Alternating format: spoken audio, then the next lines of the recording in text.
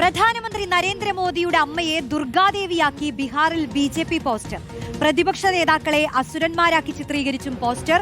മോദിയെ സിംഹമാക്കി പട്നയിലും BJP poster സ്ഥാപിച്ചു. ആദിൽ പാലോട് നൽകും വിശദാംശങ്ങൾ. ആദിൽ, ഈ AI വീഡിയോ നിർമ്മിച്ചുകൊണ്ടുള്ള പോരിന് ശേഷം ചാപ്റ്റർ 2 പോസ്റ്ററിലൂടെയുള്ള അധിക്ഷേപമാണോ? ഇതിൽ മോദി സിംഹമാണ്, മോദിയുടെ അമ്മ ദുർഗാദേവി, പ്രതിപക്ഷ നേതാക്കൾ അസുരന്മാർ, അല്ലേ? ഉറപ്പായും അങ്ങനെയുള്ള ഒരു പോസ്റ്ററാണ് ഇപ്പോൾ BJP പട്നയിൽ സ്ഥാപിച്ചിരിക്കുന്നത്.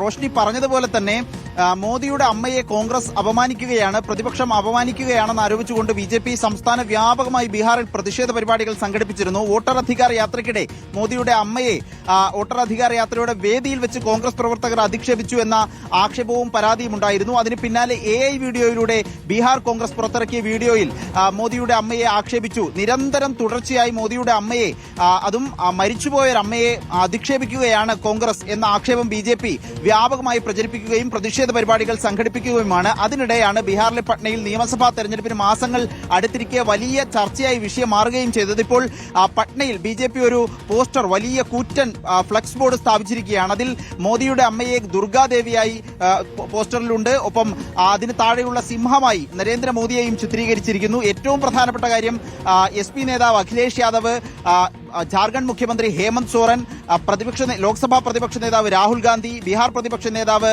തേജസ്വി യാദവ് എന്നീ പ്രതിപക്ഷ നേതാക്കളെ അസുരന്മാരായി കൂടി ചിത്രീകരിച്ചിരിക്കുന്നു എന്നതാണ് ഏതായാലും വലിയ വിവാദമായി ഈ പോസ്റ്ററും മാറുന്നുണ്ട്. ഏതായാലും മോദിയുടെ അമ്മയെ ചുറ്റിപ്പറ്റിയാണ് ഇപ്പോൾ ബീഹാറിലെ നിയമസഭാ തെരഞ്ഞെടുപ്പ് പ്രചരണവും രാഷ്ട്രീയ ചർച്ചകളും എന്നുള്ളതാണ് ഏറെ കൗതുകമുള്ള കാര്യം. റോഷ്നി, എന്തായാലും AI വീഡിയോകൾക്ക് ശേഷം അടുത്ത പോരിന്, അടുത്ത വിവാദത്തിന് തുടക്കമാവുകയാണ്. പോസ്റ്ററാണ് ഇക്കുറി സ്ഥാപിച്ചിരിക്കുന്നത്.